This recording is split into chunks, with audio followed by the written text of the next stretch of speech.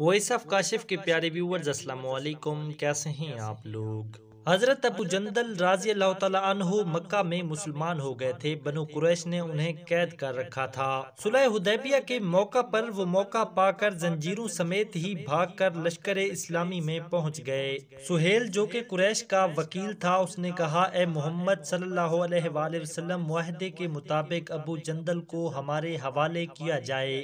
نبی کریم صلی اللہ علیہ وآلہ وسلم نے فرمایا کہ جب تک عہد نامہ مکمل نہ ہو جائے اس کی شرائط پر عمل نہیں ہو سکتا۔ سہیل نے بگڑ کر کہا کہ تب ہم صلح ہی نہیں کرتے۔ نبی کریم صلی اللہ علیہ وآلہ وسلم نے حکم دیا اور ابو جندل قریش کے سپرد کر دیے گئے۔ قریش نے مسلمانوں کے کیمپ میں اس کی مشکیں باندھی، پاؤں میں زنجیر ڈالی اور کشاں لے گئے۔ نبی کریم صلی اللہ علیہ وآلہ وسلم نے جاتے وقت اس قدر فرما دیا تھا کہ ابو جندل، اللہ تیری کشائش کے لیے کوئی سبیل نکال دے گا۔ ابو جندل رضی اللہ تعالیٰ عنہ کی ذلت اور قریش کا ظلم دیکھ کر مسلمانوں کے اندر جوش اور تیش تو پیدا ہوا، مگر نبی کریم صلی اللہ علیہ وسلم کا حکم سمجھ کر ضبط کر گئے۔ ابو جندل رضی اللہ تعالیٰ عنہ نے زندان مکہ میں پہنچ کر دین حق کی تبلیغ شروع کر دی۔ جو کوئی اس کی نگرانی پر مامور ہوتا وہ اسے توحید کی خوبیاں سناتے، اللہ تعالیٰ کی عظمت و جلال بیان کر کے ایمان کی ہدایت کرتے، اللہ کی قدرت کہ ابو جندل رضی اللہ تعالیٰ عنہ اپنے سچے ارادے اور سعی میں کامیاب ہو جاتا اور وہ شخص مسلمان ہو جاتا۔ قریش والے اس دوسرے ایمان لانے والے قیدی کو بھی قید کر دیتے۔ اب یہ دونوں مل کر تبلیغ کا کام اسی قید خانے میں کرتے۔